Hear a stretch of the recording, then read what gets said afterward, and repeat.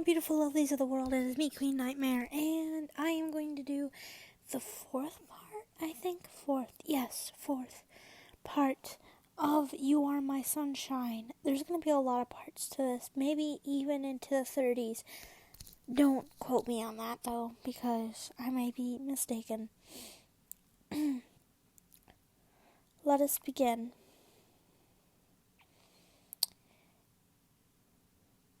Harry looked away from them and focused on his breakfast. Hermione resumed her talking, and Harry really tried to pay attention to what she was talking about.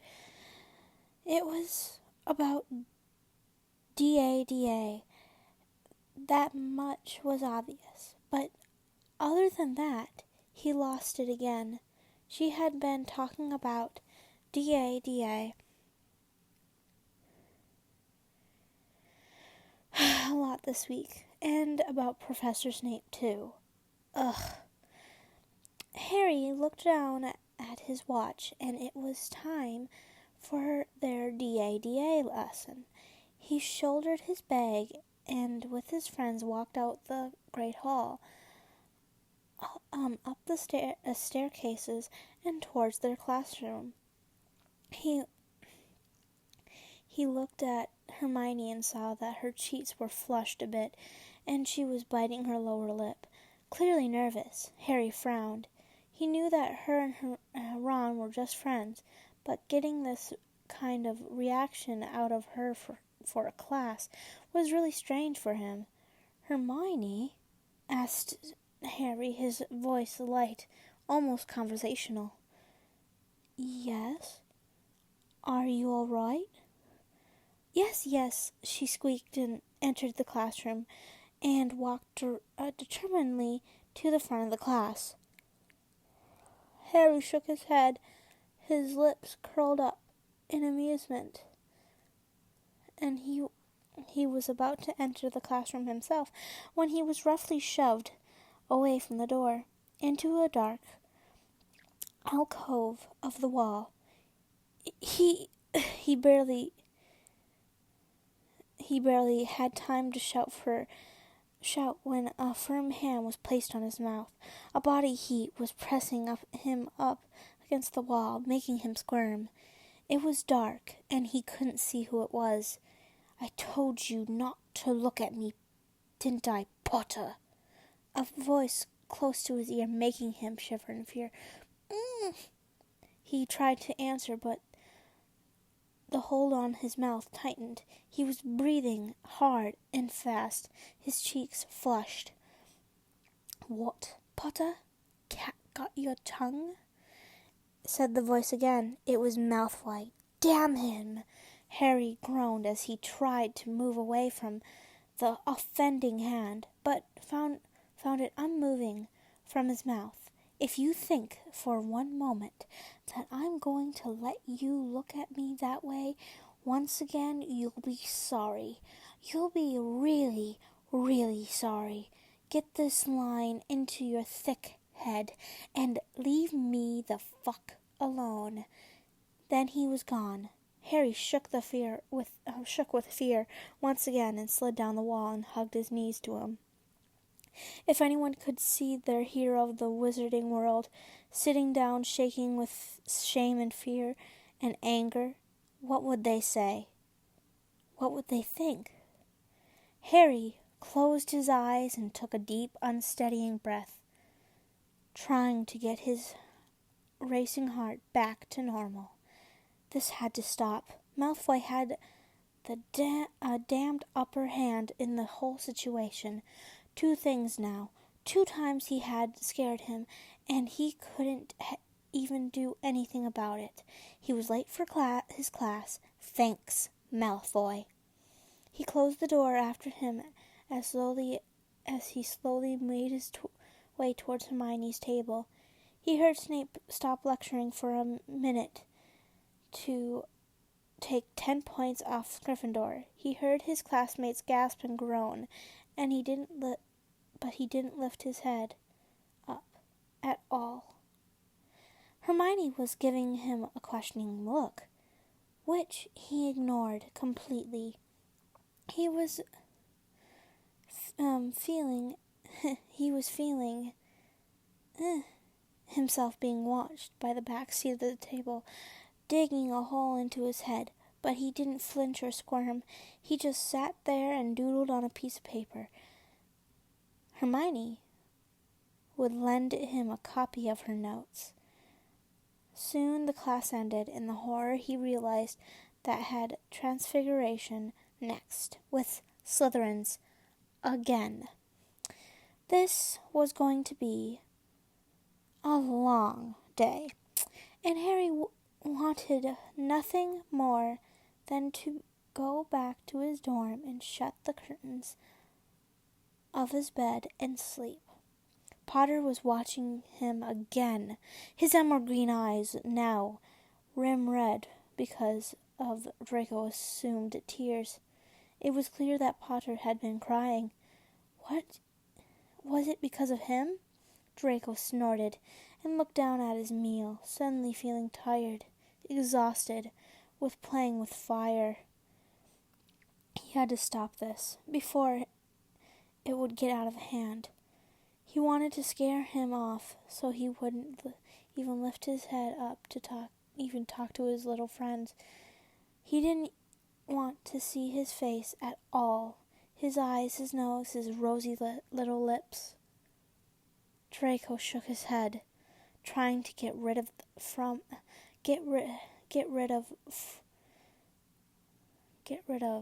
tantalizing dreams that he was having from their 4th year.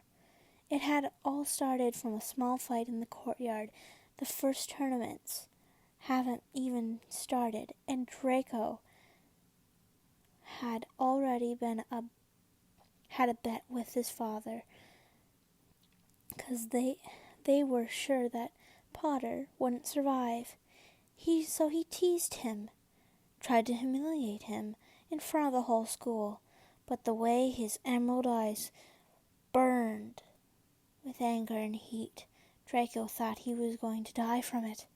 The stares continued. They'd look at each other as long as they could without blinking, and one of them would look away, or Draco would sneer at Potter.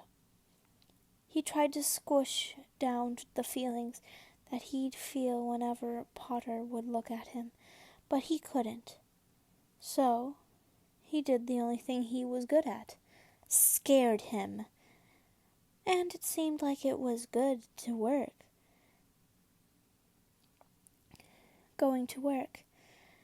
It was all a defense to not let Potter in. He didn't want him to know his secret. They weren't friends, they were enemies. They weren't friends, and they were enemies. And they'd still like that. And they'd stay like that forever. This was the words he'd kept telling himself all day and all night long, trying to convince himself he wasn't affected by Potter, that he didn't want to be just to grab him and shove him against the wall, ravish his rosy bundle of lips. Draco blinked and shook his head. This wasn't a place to think about this, so he pushed away from the table and walked out of the great hall. He needed fresh air. The astronomy tower at night was really a beautiful place. He walked towards the railing and rested his hands there, gazing at the sky. It really was a beautiful night. Draco frowned and looked down at the ground. He could see that oaf Hagrid sitting in front of his house, playing an unpopular tune that he'd never heard of before. Draco never said no to any kind of music, which was played beautifully, and as much as this disgusted him, Hagrid played it really well. He closed his eyes and breathed slowly. He let the tunes of the music flow inside of his mind and body and soul. The music was soothing. small smile that no one had ever seen on his face graced it. It really was exhilarating. A laugh left his lips. "Oh, sorry." Draco turned sharply, and he felt his insides freeze. His smile left his lips, and his heart started to beat wildly. "Potter," he growled under his breath, his lips curled in disgust. "I didn't know you were here. I'll just go," said Potter, and he turned to leave. "You're pathetic," spat Draco, not wanting him to go yet. And with satisfaction, he saw Potter freeze in mid-step. "You're a loser. I know why your parents died." "What the fuck? Shut up, Malfoy." "Just shut up," he said to himself. He didn't even know what he was talking about, but the words kept leaving his mouth. Why was he talking shit? Right, because he wanted to see the anger in Potter's face, his bloodshot and pale face passed in his mind. Before he could stop him, he continued, "They have died because they knew that one day you'll be like this. You're a twat, a loser, and a wanker. They couldn't have a son like you, knowing that you'll grow this ugly. Clearly, they were so embarrassed of you that they died of shame." The first spell hit him square in the chest. Draco gasped and fell face down in the cold stone floor. Then there was Potter on top of him. First blow that connected to his face. "I hate you," Potter was mumbling under his breath. As Draco received blow after blow on his pale face, his vision was turning blurry. He couldn't breathe properly. Clearly, Draco received whatever he had wanted, because he couldn't move. He couldn't even speak as blood poured out of his mouth. The world was turning behind his closed eyelids. Even Hagrid's soothing music was not helping him. Malfoy?" Potter's face was hovering over his. It was filled with concern and fear. "What have you done? Help! Help me!" he yelled at the top of his lungs. The sound of Potter's yelling reverberating him from the walls and into Draco's head. "Malfoy, I'll get someone. Please stay with me, Malfoy." He heard Potter's pleading voice, and the entire world turned into blackness. Harry sat at the hospital chair, his face covered in sweat, looking down at his bloody knuckles. What did he do? Why did he do it? It wasn't that Malfoy never had tainted and teased him. It was more of the fact that he never been that hurt from Malfoy. It wasn't that he was connected in any way to his parents' death, and Malfoy knew it very well. Why did he tell me those words? Malfoy did know how his parents died. "Harry!" It was Hermione bursting into the hospital wing, calling his name. Harry only nodded his head, still looking at his hands. "Harry, mate, are you all right?" Now it was Ron, sounding concerned.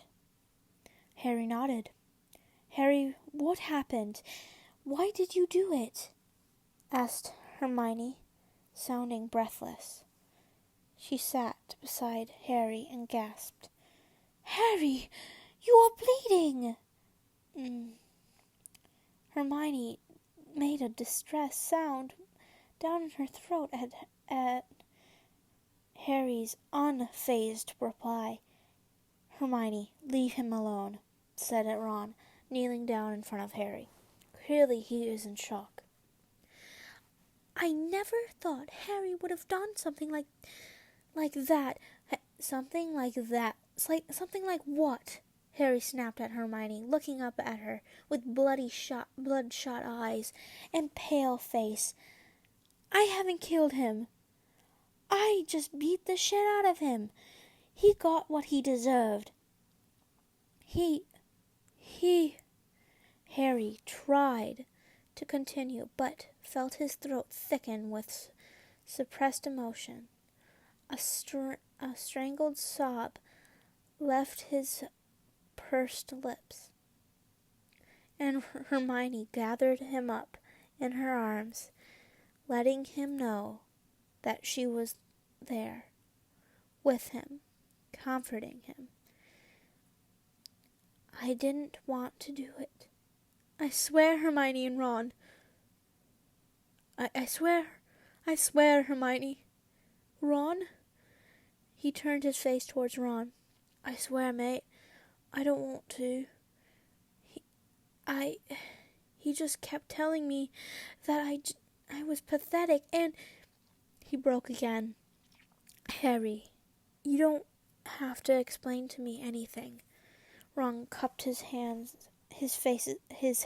face, and forced to look him in the eye. Look at me. Listen to me, Harry. Whatever you did to him isn't your fault, all right? I know the bloody ferret teased you a lot and told you nasty things, but he got what he deserved. Don't bet yourself up for this, mate. Don't beat yourself up for this, mate. Harry's lower lip wobbled, and with a whimper, he slid down from his chair to the floor and hugged Ron, wanting nothing more than to erase the day from his mind. Okay, guys, that is going to be all for part 4. Actually, I'm thinking about doing a live stream on the 14th. If you guys want that to happen, please let me know, and I'll be doing reading. I'll do a Q&A, and you can ask me questions in the chat, or you can suggest things to do that day. I am so excited to hear from you guys. I love you guys so much, and if you have some suggestions what I should do, then please let me know in the comments below. Please give my subscribe button some love down below, and give this a big destroy the like button, and I love you guys so much. Bye bye.